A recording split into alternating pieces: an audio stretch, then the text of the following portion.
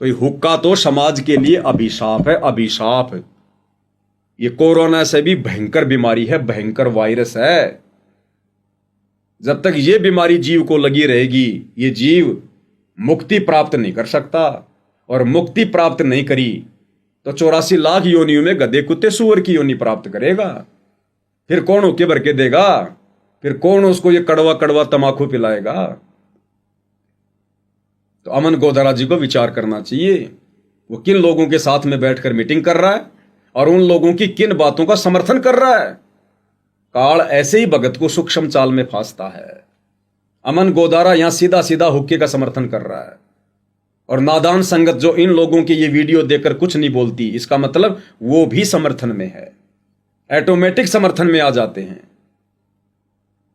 तो अमन गोदारा जी क्या कह रहे हैं कि हमारे लिए माननीय है, सम्माननीय है। सम्मान करते हैं तो आज भी हम अपनी खापों का सम्मान करते हैं, तो आज भी हम अपनी खापों का सम्मान करते हैं, तो आज भी हम अपनी खापों का सम्मान करते हैं, तो आज भी हम अपनी खापों का सम्मान करते हैं। अब आगे अमन गोदारा जी कह रहे हैं कि पवन दास, अगर तू हमारे कंधे पर बंदूक रखकर अगर हमारी काप पंचायत पर, हमारे भाईचारे पर यदि तू कीचड़ उछालेगा तो हमसे बर्दाश्त नहीं होगा। और तेना कोई दिक्कत है, आमने सामने आके बात कर, आमने सामने। अब आमने सामने का मतलब क्या है? लड़ाई। कहते हैं हमने तेरे को पहले भी सुधारा था और अब भी सुधार देंगे, पहले भी सुधारा था और अब भी सुधार देंगे। यानी एक बार 2016 में जयपुर में ये सतलोक आश्रम वाले मुख्य लोग आए और इन्होंने मुझ पवन दास को घर में बंद करके जानवर की तरह मारा। इन्होंने अपनी हैवानियत दिखाई कि हम कितने भगत हैं, केवल इस बात को लेकर कि मैं शुरू से गुरुदेव के ज्ञान आधार से इनके हर एक भक्ति विरुद्ध कुकर्मों के ऊपर वीडियो बनाता आ रहा हूं, संगत को जगाता आ रहा हूं, संगत को मर्यादाओं के प्रति सचेत करता आ रहा हूं गुरुदेव के सत्संग सुनाकर, जो कि सतगुरु के प्रत्येक भगत का कर्तव्य बनता है। भाई सतगुरु से यह तत्व ज्ञान लेने के बाद में अपने भगत भाई बहनों को कौन समझाएगा? वही समझाएगा ना जिसको सतगुरु का तत्व ज्ञान प्राप्त है। जगत वालों को तो इस ज्ञान की छींट भी नहीं है, जगत वाले तो एबीसीडी भी नहीं जानते सृष्टि रचना की, इस ज्ञान की, इन मर्यादाओं की। तो सतगुरु के भक्तों को कौन समझाएगा? सतगुरु का भगत है। और सतगुरु ने भी अपने सत्संग में कहा है, अगर कोई पुराना भगत है, अच्छी अच्छी बातें वो बताता है, बहुत अच्छी बात है, गदगद हो जाओ उसकी बातें सुन के, और ये सोचो कि ये ज्ञान इसका नहीं है, ये मेरे गुरुजी ने इसको दिया है, और उसके द्वारा कही गई बातों पे अमल करो। और आपने नाम ले रखा है और फिर कोई चर्चा चलती है, ऐसी कोई बात नहीं, फिर भी सुनो। और कोई पुराना भक्त है वो अच्छी अच्छी बातें बताएगा तो बहुत अच्छी बात है, गदगद हो जाओ कि मेरे गुरुजी ने कितना अच्छा ज्ञान दिया हुआ इस बच्चे को, भाई को, बहन को, और ये सब गुरुजी का ही दिया हुआ ज्ञान है, इसका नहीं है। और कोई पुराना भक्त है वो अच्छी अच्छी बातें बताएगा तो बहुत अच्छी बात है, गदगद हो जाओ कि मेरे गुरुजी ने कितना अच्छा ज्ञान दिया हुआ इस बच्चे को, भाई को, बहन को, और ये सब गुरुजी का ही दिया हुआ ज्ञान है, इसका नहीं है। तो भगत को तो भगत ही समझाएगा ना। तो इन सब बातों को लेकर इन आश्रम वालों को लगा कि हमारा धार्मिक धंधा इस प्रकार से तो बंद हो जाएगा, संगत हमारे आश्रम में आना बंद कर देगी, हमें ज्योति पाठ और दान का पैसा देना बंद कर देगी, फिर हमारी राजनीतियां कैसे होंगी, हमारी मनमानियां कैसे होंगी। इस बात को लेकर इन्होंने मेरे से द्वेष पाल लिया।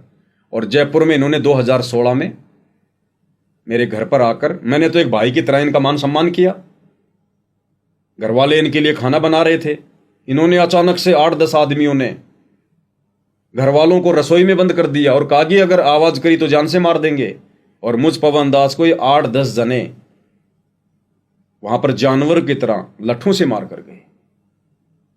उसके बावजूद भी हमने इनका बुरा नहीं चाहा, परमात्मा पे छोड़ दिया कि समय आने पर जैसे इनके कर्म है ये अपने स्वयं भोगेंगे, हमने तो अपने गुरुदेव के पद चिन्हों पर चलना है। तो कह रहे आमे सामने आके बात कर। अब आमे सामने होने का मतलब क्या है? मार पिटाई। तो इन कार्यों की इजाजत हमें गुरुदेव भगवान ने नहीं दी है। ये आमने सामने होकर इस प्रकार से सच्चाई बताने का ये मार्ग नहीं है, क्योंकि वर्तमान में सहनशीलता किसी के अंदर नहीं है, धैर्य किसी के अंदर नहीं है, सच्चाई को सुनना देखना कोई नहीं चाहता। इसलिए परमात्मा ने हमें सोशल मीडिया दी है, ये यूट्यूब दिया है, फेसबुक दी है, इंस्टाग्राम दिया है कि घर बैठे बैठे संदेशा दो। जिसने समझना होगा, आत्म कल्याण करवाना होगा, वो समझ लेगा और बाकी अपने जाड़ पीस के रह जाएंगे। हमारा भी बचाव हो जाएगा और सच्चाई भी उन लोगों तक पहुंच जाएगी। तो आमने सामने आने का मतलब लड़ाई झगड़ा वो हम नहीं करेंगे। हाँ, जब गुरुदेव भगवान आ जाएंगे अपनी लीला पूरी करके, मिशन को पूरा करके, तब आएंगे हम, आमने सामने भी आएंगे। उस समय कर लेना आप लोगों ने जो भी कुछ करना होगा। हम तो भगत, हम तो सहन करेंगे। मारोगे तो मार खा लेंगे, गालियां दोगे तो गालियां खा लेंगे। हमें तो गुरुदेव ने सहन करना सिखाया। तो कह रहे आमी सामी आके बात कर। ये एक स्टेट कोऑर्डिनेटर की भाषा है ये, जिसको संगत अपना मार्गदर्शक समझ रही है, जो स्वयं इतना आग बबूला है, जिसके स्वयं के अंदर इतनी नफरत भरी हुई है, राग द्वेष भरा हुआ है, संगत का क्या मार्गदर्शन करेगा। इसीलिए तो लाखों की संगत आज बर्बादी के मार्ग पर जा रही है। सबकी मर्यादाएं टूटी हुई है, सच्चाई को कोई सुनना ही नहीं चाहता, स्वीकार ही नहीं करना चाहता, अंधेरे में रहना चाहते हैं लोग। लेकिन फिर भी हमारा प्रयास है भूले भटके भाई बहनों को रास्ता दिखाने का, वो हम गुरुदेव के आशीर्वाद से दिखाते रहेंगे। तो क्या कह रहे हैं अमन गोदारा जी, सामिया? तो हम इनसे भी माफी मांगते हैं, हमारे कारण इनको वो ठेस पहुंची, लेकिन हम उस आदमी को फिर चैलेंज करते हैं, तू इनके माध्यम से, हमारे माध्यम से इनके ऊपर कीचड़ छिड़का है, ये ठीक बात नहीं है। भाई मैं आप लोगों के माध्यम से, आप शतलोक आश्रम वालों के माध्यम से किसी के ऊपर कोई कीचड़ नहीं उछाल रहा, ना मैं उछाल सकता, ना मेरा कोई मकसद है। मेरी किसी से कोई दुश्मनी थोड़ी है। इन खाप पंचायत के लोगों ने मेरी को जमीन थोड़ी हड़प रखी है जो मैं इनके ऊपर कोई कीचड़ उछालूंगा। मैं केवल सच्चाई कह रहा हूं कि शराब पीने वाला व्यक्ति, हुक्का पीने वाला व्यक्ति, इन सामाजिक परंपराओं को, इन झूठी सामाजिक इन कुरीतियों को निभाने वाला व्यक्ति किसी भी प्रकार से सतगुरु रामपाल जी के विधान अनुसार उनका मान सम्मान करने का अधिकारी नहीं है। अगर वो व्यक्ति हुक्का पीता है, नशा करता है, तो सबसे पहले उस व्यक्ति ने सतगुरु रामपाल जी का मान सम्मान करने के लिए इस हुक्के जैसी बीमारी को तोड़ना पड़ेगा, फोड़ना पड़ेगा। ये उसके हित में भी है, उसके शरीर के हित में भी है। अरे फेफड़े खराब हो, लीवर खराब हो, मुंह से बदबू आए, 50 प्रकार की बीमारियां हो, जेब से पैसा खर्च हो रहा है, तुम्हारी संतान बिगड़ रही, तुम्हारे पोता पोती बिगड़ रहे, शरीर में बैठे देवताओं को तुम दुखी कर रहे, और 84 लाख योनियों में जाने की तुम हुक्का पी की तैयारी कर रहे। तो ये तो उनके हित में संदेशा दिया जा रहा है। ये कड़वी दवाई है। कड़वी दवाई इतनी आसानी से इंसान नहीं खा पाता। सत्य को आदमी इतना जल्दी स्वीकार नहीं कर पाता, लेकिन बार बार संदेशे देने पड़ेंगे। कोई न कोई एक न एक बात तो लगेगी कभी न कभी तो। जैसे गुरुदेव कहते हैं, अगर कुएं में कोई बाल्टी गिर जाए तो बाल्टी बाहर निकालने के लिए आदमी क्या करता है, वो कुएं के अंदर एक वो डालता है जिसके अंदर बहुत सारे हुक लगे होते हैं, 10-20 हुक लगे होते हैं, यूं रस्सी बांध के कुएं में डालता है। अब वो आदमी एक हुक भी तो डाल सकता है, 10-20 हुक क्यों डालता है कि ना जाने बाल्टी कौन से हुक में फंस के बाहर आ जाए। तो मेरा या मेरे किसी भी सत्सेवक भाई का या सतगुरु रामपाल जी के फॉलोवर का जो सच्चाई के रास्ते पर चल रहे हैं, हमारा जगत वालों से या खाप पंचायत वालों से, किन्हीं भी लोगों से कोई मनमुटाव नहीं है, कोई राग द्वेष ईर्ष्या नहीं है, और ना हम किसी के कंधे पर बंदूक रखकर गोलियां चलाने वाले हैं। हम तो सीधी सीधी बात कहने वाले सीधे साधे भगत हैं, जो बातें कहने के लिए हमें गुरुदेव भगवान ने निर्देशित किया है। और ये संदेश तो भाई दिए जाएंगे, ये तो सतगुरु रामपाल जी के विधान में, उनकी मर्यादाओं में है। हुक्का पीने वाला कभी परमात्मा प्राप्त कर ही नहीं सकता। हुक्का तो सबसे बड़ी बुराई है, और काल प्रेरणा से इंसान ने इसको बहुत अच्छी वस्तु मान लिया है।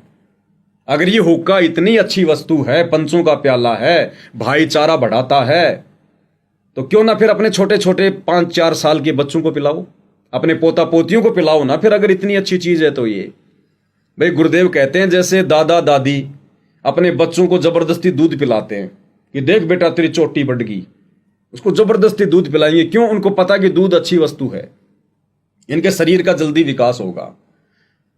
अब अगर ये हुक्का इतनी अच्छी वस्तु है तो क्यों ना अपने पोता पोतियों को पिलाओ ना फिर ये, उनको क्यों नहीं पिलाते फिर ये। और कहते हैं फिर भाईचारे का प्रतीक है हुक्का, से भाईचारा बढ़ता है। 5 आदमी बैठ के हुक्का पीते हैं, भाईचारा बढ़ता है। अरे वो व्यक्ति फिर तुम्हारा मित्र नहीं है, तुम्हारा यार नहीं है, वो तो हुक्के का यार है। वो तो तेरी उस तमाकू का यार है जो उस तमाकू के बहाने तेरे पास में आता है।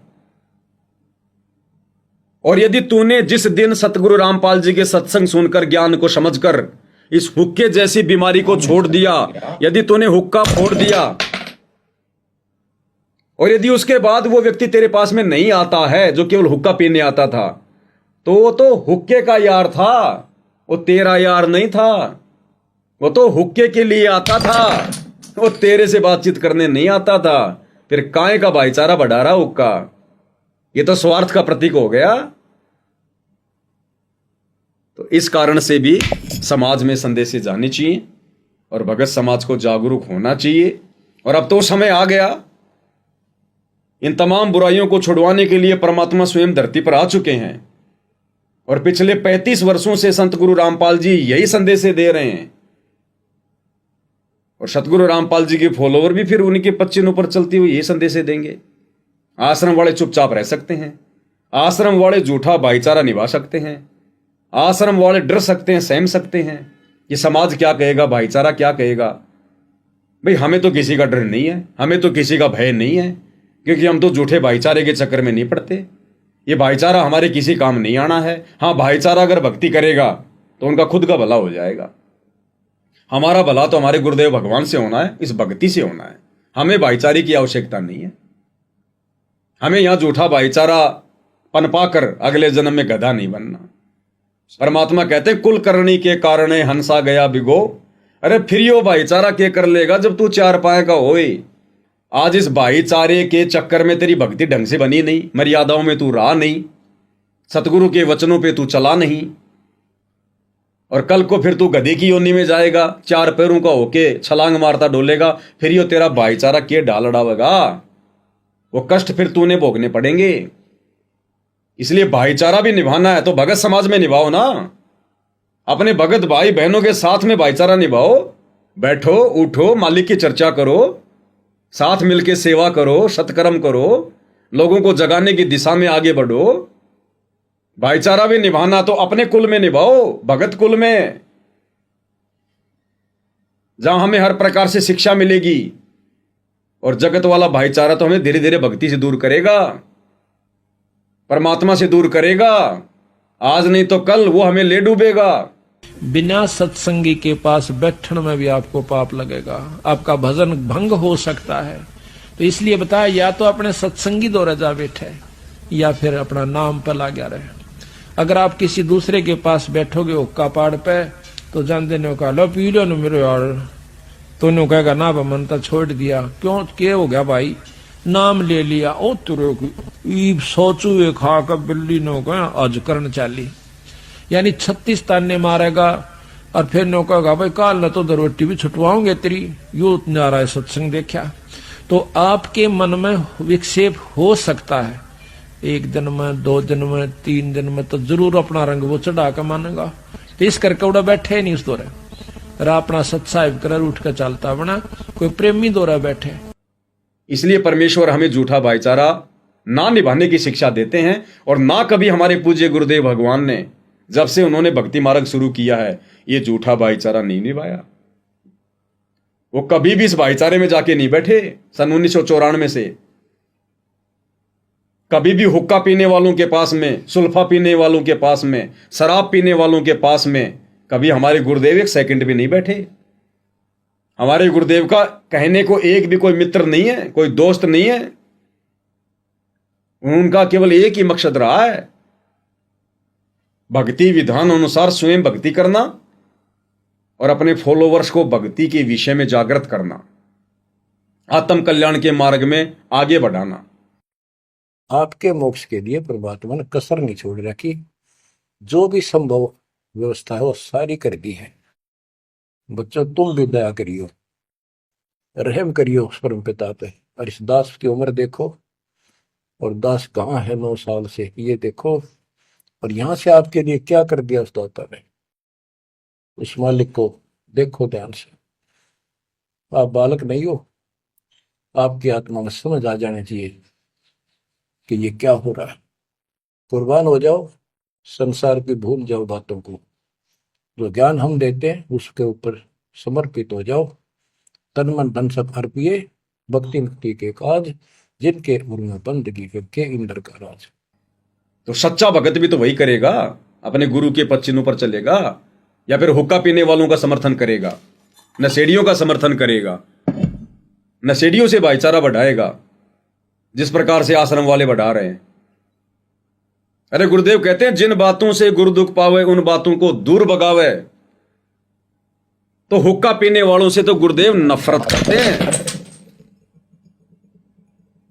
जिन बातों से गुरु दुख पावे, हुक्का पीने वालों के पास में उठना बैठना, उनसे भाईचारा निभाना झूठा, उनका समर्थन करना, इन बातों से हमारे गुरुदेव दुखी होते हैं, नाराज होते हैं। और उसका उत्तर हम और जिस मंदबुद्धि व्यक्ति ने अपने गुरु को नाराज कर दिया, उससे बड़ा महापापी व्यक्ति फिर संसार में कोई नहीं। तो अमन गोदारा जी को करना तो ये चाहिए था जो आज हम कर रहे हैं।